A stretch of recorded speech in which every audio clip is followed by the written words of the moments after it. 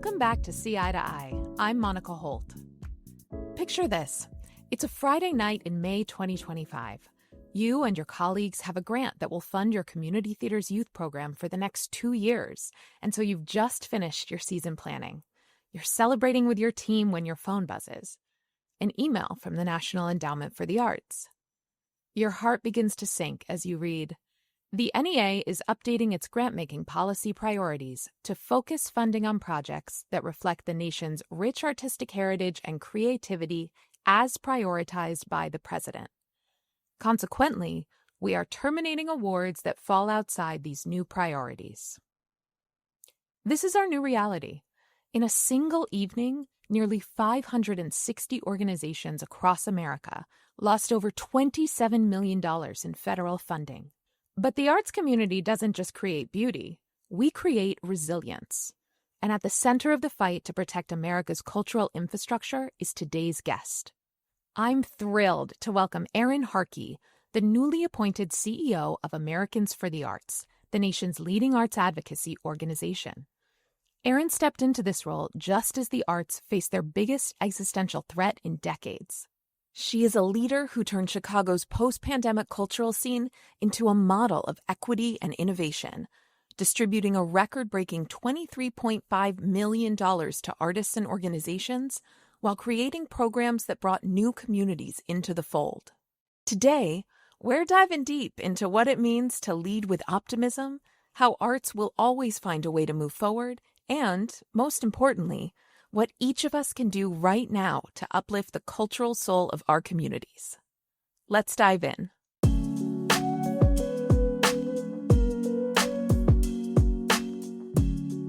Erin Harkey, thank you for joining us on See Eye to Eye. I'm so grateful that you're sharing your time with us today. Thank you for having me. I'm excited to be here. I think you've just already shown so much leadership in the months since you have started leading Americans for the Arts, and I'm really excited to talk about that and hear more about how you're imagining the community working together in these next several years, as we know there's so much for us to be collaborating on and building towards in moments like this. But as we get started, I'd actually love to hear a little bit about the Erin that came before Erin, CEO of Americans for the Arts. I know you have a marketing degree from Howard. You have a couple of master's degrees from USC. And so I'm just curious about the young woman who chose to dedicate her career to the arts and what really sparked that fire for you. You know, the arts have always been kind of close to me. Like I played an instrument from the time that I was 5 until all through high school, and, was a writer. It might not have been the thing that immediately presented about me to folks when I was young, but it was certainly just a part of how I grew up and how I interacted and engaged with the world. But I think as I, went to college and sort of learned more and started to see more and realize that there was a potential sort of professional path here, it just really resonated with me. And as a, young person coming out of college and doing all the jobs that young people do, waitressing and, what have you, I made sure that the sort of continued learning, like the enrichment, was always sort of in the arts and culture. And as I learned more about art history and sort of all of those things, just fell so deeply in love with it. I think there was also a time when I moved back from the East Coast. I had been living, in Washington, D.C. after college and moved back to Los Angeles, which is my hometown, and started to hang out a lot in downtown Los Angeles, which was in the middle of this redevelopment, in large part due to the significant cultural assets that they were building, namely the Walt Disney Concert Hall. And there was a lot of new restaurants and all kinds of things that were happening. And downtown before that had really been a place that Angelenos went for very specific sort of reasons. So I also then sort of understood that the arts were not just to sort of exchange, there was real value and they could impact the way that communities were set up and organized and really be a reason why people chose certain places as a destination. So saw the sort of relationship between the arts and city development, which then ultimately led me to the degree that I have, which is in sort of urban planning and public art administration. So I know that I've made the right decision because the decisions that I've made in my career have led to even bigger, better decisions. And so I just feel like I'm fortunate to be like aligned with my purpose. That's wonderful. I mean, that's the whole ball game there, but also how wonderful for us that your purpose is also aligned with this kind of service that you've given to so many as you figure out ways to uplift the arts in different communities and now obviously throughout the country. You know, Chicago, you held a number of kind of successive leadership positions there. Will you just walk us through the different roles you had in Chicago? Because for folks who maybe don't know what types of jobs are out there, how to apply their skills, I think your journey's really interesting. I mean, I had every job at basically at the Department of Cultural Affairs. I moved from Los Angeles to Chicago about 9 years ago to work at DCASE, which is the Department of Cultural Affairs and Special Events, and took sort of a policy job coming off of working at LA County and being sort of a public art administrator, but evolved to somebody that was thinking in the creative placemaking realm, which made me a little bit of a generalist in some ways. And, started out at DCASE in a policy position, was there for 8 months, did a really good job at something, and was promoted rather quickly. And then became a deputy commissioner overseeing the programming portfolio, which is the largest division within the department. And then worked my way up from there to become first deputy. I also had a dual role under Mayor Lightfoot. Before I became commissioner, I was sort of head of her cultural policy strategy. So I sat both at DCASE and also had a position in the mayor's office. And then when came time, Mayor Lightfoot appointed me commissioner. So I had the good fortune of being in the sort of top seat, but had really had a number of jobs within the organization, which allowed me to see some real possibilities. So when I stepped into the commissioner job, I had a, sort of real sense of what was possible.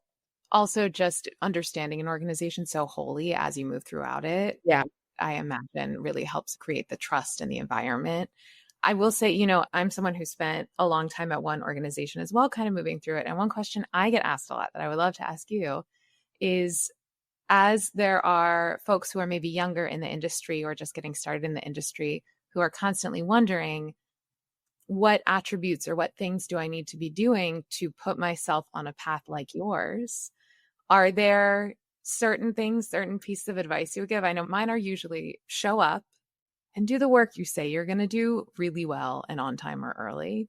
But do you have any nuggets or anything to share? I will say that probably starting my career very early on in Los Angeles when I was working in museums was that I started off in development. I started off in the fundraising section, and that has been really helpful because it helps you understand both like need, but also what is something that will have resonance with people. So having that sort of ability, I think, has been really helpful to me in my career, the fact that I started there.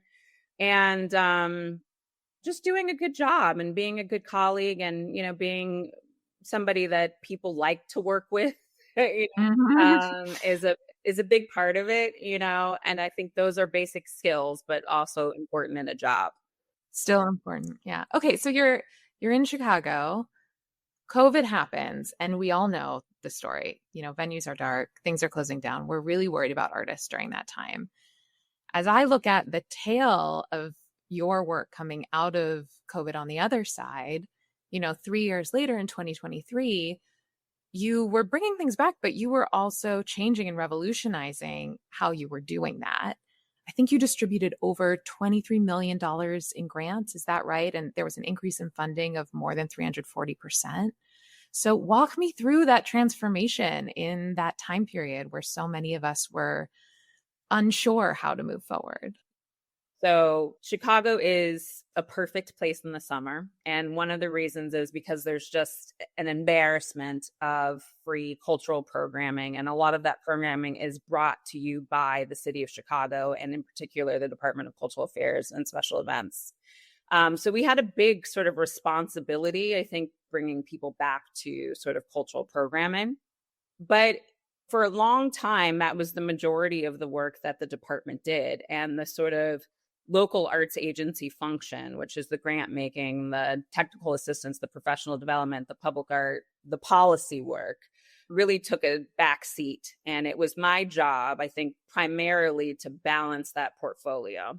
So that was really since the time that I walked in the door. I had come from a school that said that local arts agencies don't produce a lot, right? They are just in this sort of space to not create additional competition for the ecosystem. So from the time that I walked in the door, I was like, we need to sort of balance this, but then recognized very quickly that it couldn't be a zero-sum game. So we had to increase resources on the other end if we wanted to sort of lift up that other work, because the major events that the city was producing were also needed for economic benefit, et cetera. So we just had to really be strategic. And a good thing about where we sat, and I think the relationship that I had, developed with the mayor's office, having spent some time over there, is that we were considered in major initiatives. So if there was money coming down for infrastructure or transportation, we were included in that. And so that opened up new pots of money that had not been sort of accessed by the arts before. Can I ask, is that typical in cities across the country? I mean, it should be, but I can probably only think of a handful of examples that I'm aware of where that's the case. Yeah, well, where the arts and culture sits in the city is in the economic development vertical. So that's obviously a lot of money related to sort of community benefit, community beautification, community development, which there are a lot of resources there. So being able to tap into those pots of money helped us increase the resources that were available to the field. In addition, I think like everybody, we were just in a good position to advocate for Recovery Act funds, so that helped get general operating flexible revenue back into the hands of artists and organizations as well. That's great. So we move forward to kind of present day. Before we start talking too deeply about your work and kind of Americans for the Arts right in this moment, in case folks aren't as aware of Americans for the Arts, I would love if you wouldn't mind just telling all the listeners out there, what is Americans for the Arts, this organization that was founded in 1960? How do you describe it today?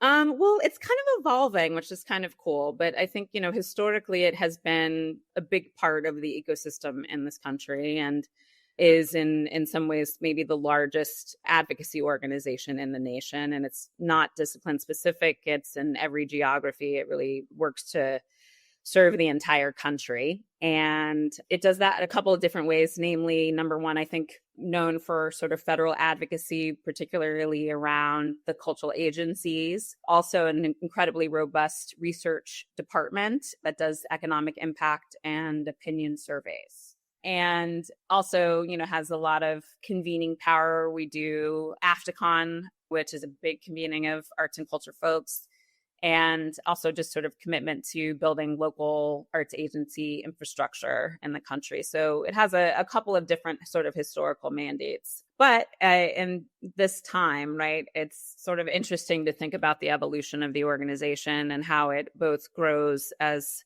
an entity that is important and relevant and meaningful to people, and also, meets some pretty crucial needs in this moment. So you were appointed and kind of took the helm as CEO for Americans for the Arts in March. I can't believe it. It's still like, wow. But yes. It's incredible. Like I say, I'm glad that you feel wonderful about it, because really it's our good fortune. But March 2025 is a moment, right? So for me, right, we're on the heels of obviously everything that happened at the Kennedy Center. But more broadly impactful is you're coming in at a moment where the new presidential administration is proposing eliminating the NEA entirely. They had started pulling grants that were already rewarded, and we know that happened more fully in May, I believe. Mm-hmm. But paint a picture for me of what it was like to walk into the organization, and what were you feeling? What were you managing? What was going through your mind? Yeah. Well, it's been incredibly challenging. It's been difficult. Yeah. It's hard for me to say because I really don't have the words sometimes for what this feels like. But, we're dealing with it, I think, as best as we can, and also trying to, I think, stay focused in the midst of things that are constantly changing. I will say, sort of with the grants and with the National Endowment for the Arts, we had seen the cancellations happening at the other cultural agencies. So this is going to sound sort of strange, but in some ways it was a relief because then we knew where the full sort of magnitude of what we were looking at was. And before then, we didn't really have any sense of what the totality of these grant cancellations was going to be. So from there, it felt like we could start to think about, what a response to this needed to be once that happened. And from there, it's just been really trying to understand and sort of amplify why these agencies are important. We had a very active day on the Hill a couple weeks ago where we actually brought in advocates whose grants had been canceled to speak directly with their legislators to just make sure that people understood that there were real communities attached to these dollars. And, as far as the sort of agencies being canceled, I think we're optimistic in this moment that will not be the case, that, these agencies' budgets will be restored. But we still have a lot of work to do to ensure that bipartisan support still, remains intact and that we can continue to sort of fight another day in terms of the focus and intention that these agencies will have. Yeah, I can't imagine kind of walking into an organization on this kind of scale. This isn't, the infrastructure of the organization needs to be revisited and kind of the normal, let's say, organizational crises that a new leader might walk into. This is much bigger, much broader. But what I love is that everything you've been talking about and that what I've been seeing has been really action future focused. As you said, when we know what the problem is, then we can start to create the solutions. And even just you using the word optimism about what we still can fight for, what we still can preserve feels so important. I obviously have a vantage point that is more on kind of the federal government side, but I know one thing that you've talked about just throughout your career is the importance of federal grants, state grants, local government grants in the way that they support particularly small community organizations that might not be getting the attention of corporate giving at a certain scale or even individual donors of a certain scale. So how would you convey that to folks who might be listening or out there who maybe don't think of themselves as arts people, but why are those small community organizations so important and so important for us to be investing in to sustain? Yeah. Let me just say a little bit more about why public resources are important. There's a lot of models that we can think about in terms of broad national support for the arts, and certainly private philanthropy and individuals and corporations have a significant role to play in that.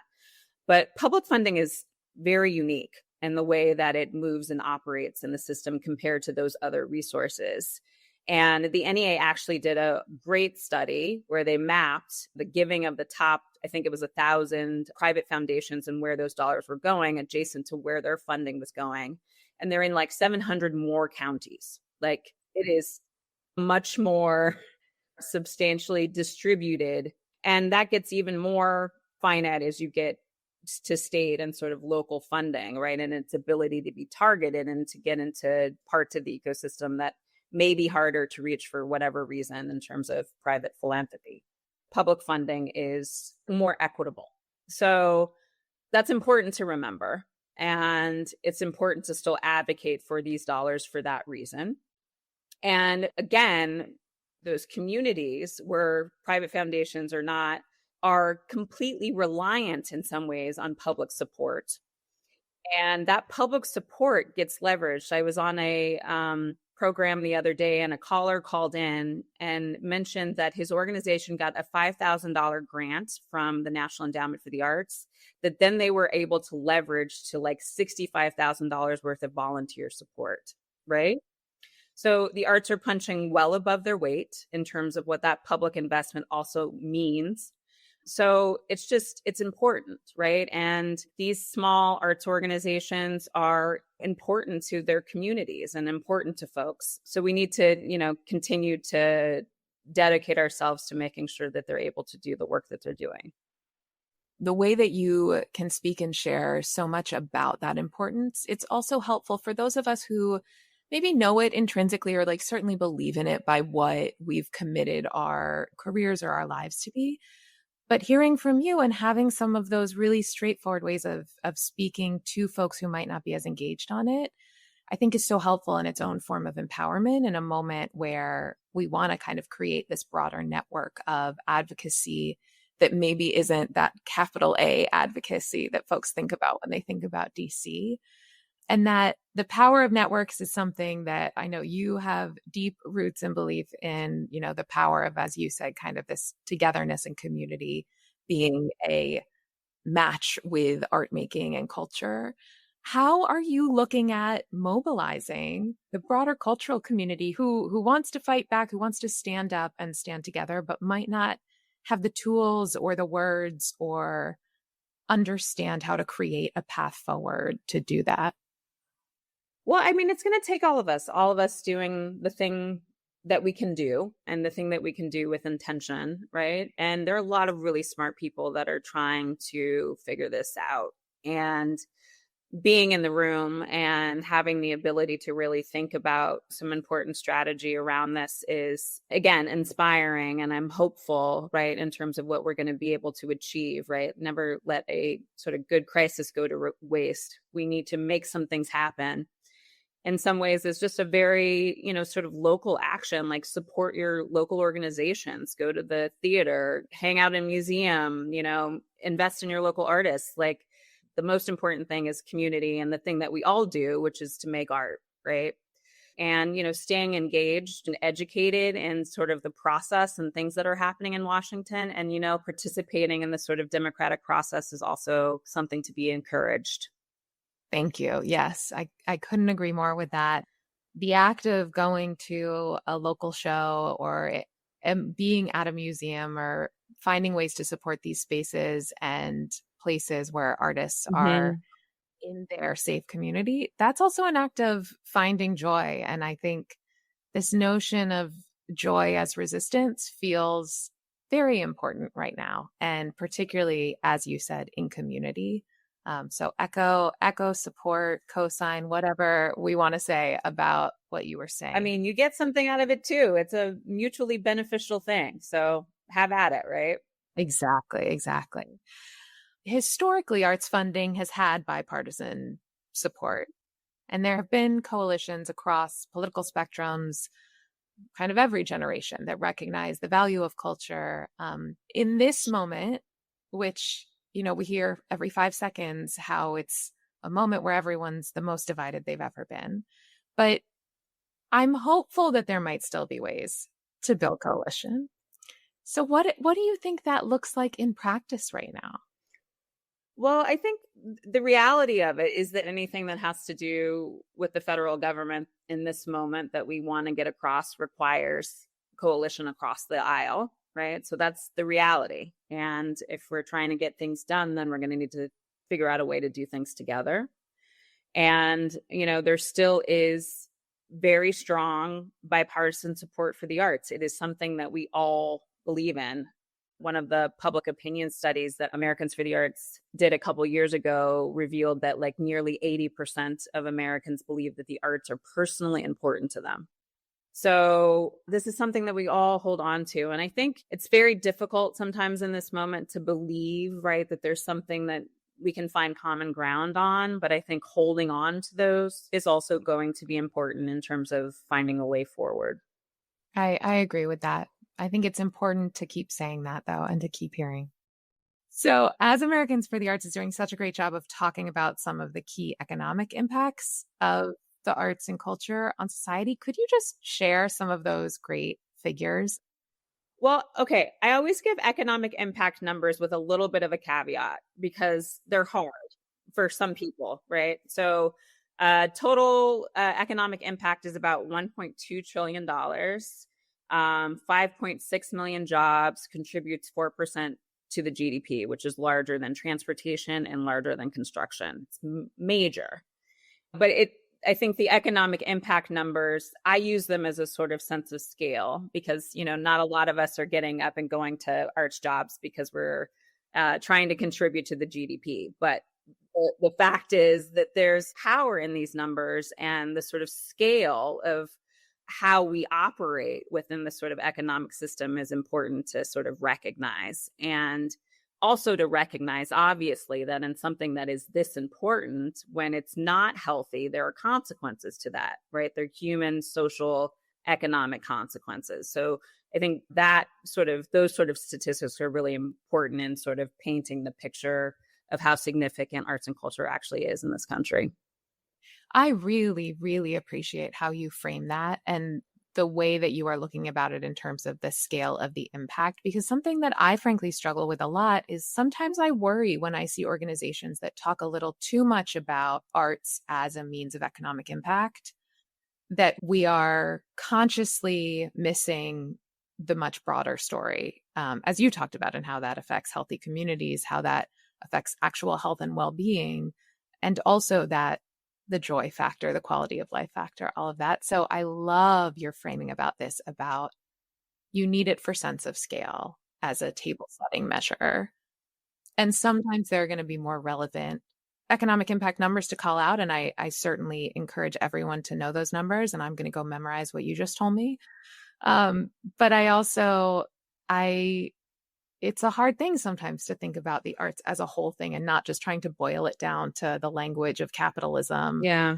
because it's there. So thank you for that. I don't know if that's something you struggle with. It totally. And sometimes when we put out, economic impact numbers, there's the argument on the other side that this isn't the argument we should be making. It just is, it's a fact.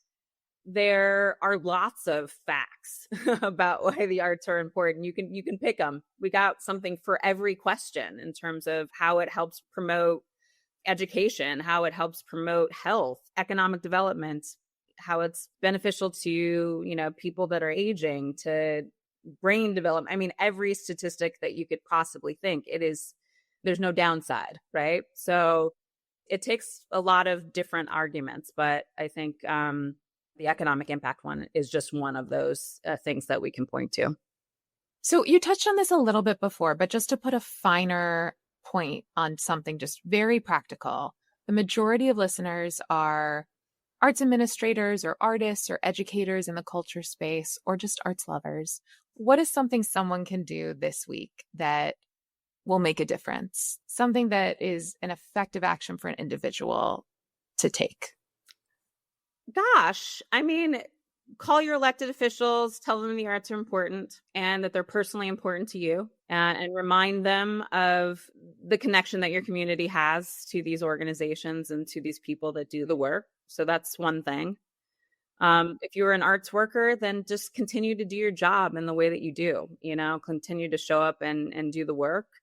I think we know that these times are, stressful and challenging for all of us, but find inspiration and hope in your communities and with one another. And I think we'll find a way to get through this. That's right. And thank you to everyone out there who is an arts administrator right now. And we can probably link resources about finding your congressperson or finding scripts for reaching out. We can link that in the resources for the episode. How do you keep yourself grounded right now? How do you maintain a level of resilience that you need going into this conversation every day? Well, I've been traveling a lot, which is great. I mean, it's, primarily for work, but I tend to try to tack on an extra day to sightsee or to sort of take care of myself and try to focus. So that's been great. Seeing the country has been, I think, really restorative. But as you get older, you learn to sort of prioritize self-care and doing all of those things and taking time to take care of one's body and sort of mind and spirit. So I try to, make time for that and spend time with friends and loved ones and just real basic stuff. Also, going to see art is always fun. It's interesting. I'm sure you can appreciate, but you say art a million times a day and it starts to lose all meaning at a certain point. But when I can, just go into a museum and not be there for any particular official purpose, and just be there to absorb the art. I was in New York this past weekend and hung out at the Met, and it was glorious. Also, just the non-work art moments are also great. I do feel like as I've gotten older, I've consciously or unconsciously just made a point that whenever I'm traveling, I'm going to want to see a show or go to a concert or in that city and just catch the vibe, if you will. Best way to catch the vibe, right? so freeing to have it be kind of outside of the constraints of the job. Do you have one place you visited recently that you'd never been before that really struck you? Oh, I just got back from Santa Fe, New Mexico. I had never been there before. Also, just a quick plug that AfterCon next year will be in New Mexico in Albuquerque. So it was nice to just sort of get a little bit of a sense for the state. But that was the first time that I'd been to Santa Fe. I got to see a lot of really cool galleries. I went to the museums there, and that was a completely new landscape for me. Went to the opera, which is a gorgeous outdoor experience. So that was great. Yeah, the opera there is a bucket list item for me for Yeah, sure. So. it's pretty spectacular.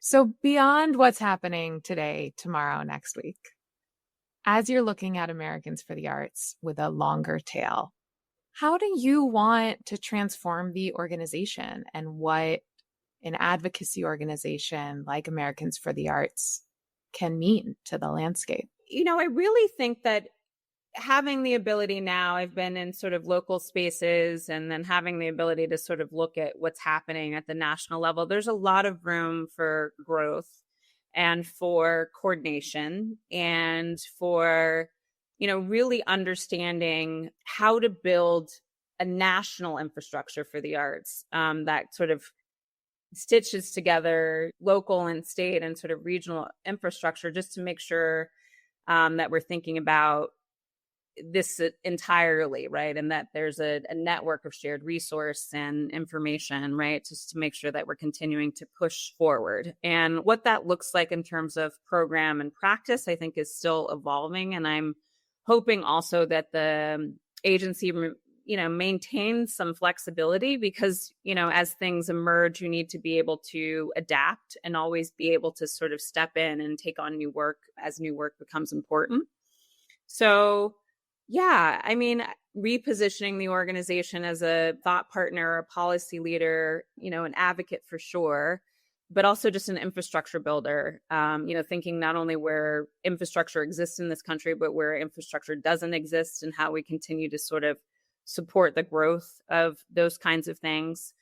And, just a collaborator and partner. And I don't think that AFTA is not looking to lead in every situation. In some situations, we're supporting from behind. And I think that's also important for us to be able to recognize, where we're in a unique position to lead and where there are other folks that are in a better position to do that. So, it's really, really all on the table, but there's just, I think there's so much, but there's also some real clear spaces I think that we could be helpful. That all makes so much sense to me. And I just once again love how you are centering collaboration and community above all else and how we can all come together as we move the industry forward and through this moment. Well, we have reached the quickfire culture section of the episode. So, what is one piece of culture that you're currently obsessing over? So I was in New York this past weekend with my mom for her birthday, and we went to the Met. We also went to go see Purpose. It's so good. You saw it? Yes, it's so good. Yes. Okay, so we're both obsessed. It's excellent. And it has a cool Chicago origin story. So I actually saw it at Steppenwolf. So I saw it the first time it was ever done for a public audience. So to see the evolution of it and to see people obviously that I know, on stage and to see the reception that it's gotten, I think with the Tony and everything has been really wonderful. And so took my parents to see it and they were like over the moon. So obsessed with Purpose. That is a fabulous obsession. That is a great one. I hope that, regional theaters around the country will be able to bring that when the Broadway runs over. Okay, if you could go back in time, what's one performance, exhibit, or event that you would want to be present at? That's hard. Maybe this is probably the answer that everybody gives. I don't know if that's that interesting, but like Woodstock, maybe. No one has said that yet. I know we've gotten a lot of very niche answers, I will say. Woodstock is the ultimate, I think. Yeah. I mean, I think that's probably it. That's fantastic. A little more practically here, what is one free resource in any field that you think everyone should check out?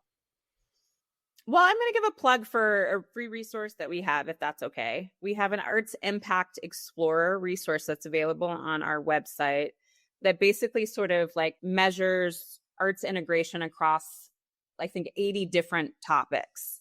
So if you're looking for an example of how art intersects with housing, you can click on the link and it will give you some actual case studies, sort of representatives of projects that are happening in other cities around the country. So I think that's an excellent resource, and I'm just giving a plug for that. Yeah, absolutely. We'll link that in the show notes too. And then our last question is your see eye to eye moment. If you could broadcast one message to executive directors, leadership teams, staff, and boards of thousands of arts organizations right now, what would that message be? Thank you for your work. Thank you for your work. And that's really at the heart of it all. Thank you. That's beautiful. Thank you. Well, Erin Harkey, thank you for joining us on See Eye to Eye. We are with you and we are with Americans for the Arts. And thank you and your teams for helping us all be of the most service to this amazing community. I am with you too. So thanks so much.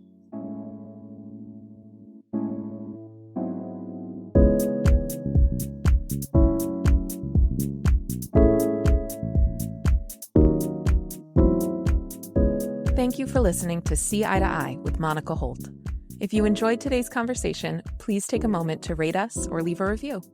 A nice comment goes a long way in helping other people discover the show and hear from leaders in the arts and beyond.